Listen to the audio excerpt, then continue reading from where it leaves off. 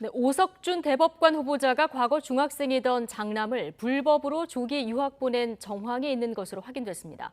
오 후보자는 부인이 안식년이라 아들이 따라갔을 뿐이라면서 정식 유학은 아니었다고 해명했습니다. 한동호 기자의 단독 보도입니다. 오석준 후보자 장남은 중학교 3학년 때인 지난 2009년 9월 미국의 한 고등학교로 유학을 갔습니다. 대학 교수로서 안식년을 맞아 미국의 대학교 방문학자로 간 어머니, 즉 오 후보자 배우자와 함께였습니다.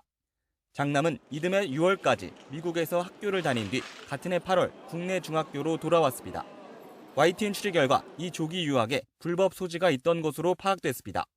당시 관련 법령을 보면 자비 유학은 중학교 졸업 이상의 학력이 있어야 했습니다. 중학교까지 의무 교육이기 때문입니다. 예외가 되려면 부모 모두가 자녀와 같이 동거하려고 출국해야 했는데 판사였던 오 후보자는 한국에 머물렀습니다. 오 후보자는 YTN 취재진에게 불법 유학은 아니라고 생각한다고 해명했습니다. 배우자가 안식년이라 따라간 거라며 당시 아들이 개인적인 일로 상처가 있어 쉬었다 온 거라고 설명했습니다. 학점도 거의 취득한 바 없고 공부시키려고 데려간 게 아니라며 자신은 법을 어긴다든가 그런 생각은 하나도 없는 삶을 살아왔다고 강조했습니다. 비슷한 논란은 과거부터 사회지도층 전반에서 불거졌습니다. 나경원 전 의원은 초등학교를 졸업한 아들을 부모 동행 없이 미국으로 보냈고 조국 전 법무부 장관도 중학생이던 딸을 어머니 없이 미국으로 유학 보낸 것이 알려져 논란이 됐습니다. 최근엔 한기정 공정거래위원장 후보자도 자녀의 영국 불법 유학 논란이 불거졌고 조재현 대법관도 후보자 시절 비판의 칼날을 피해가지 못했습니다.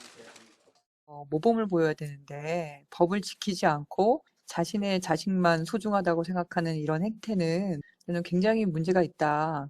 재판을 하는 법을 지켜야 되는 판사가 그렇게 행동을 하고 현재는 중학생 유학을 보낼 때 부모 한 명만 같이 출국하면 되고 이마저도 현실과 동떨어진 사문화된 규정이라는 비판도 있습니다.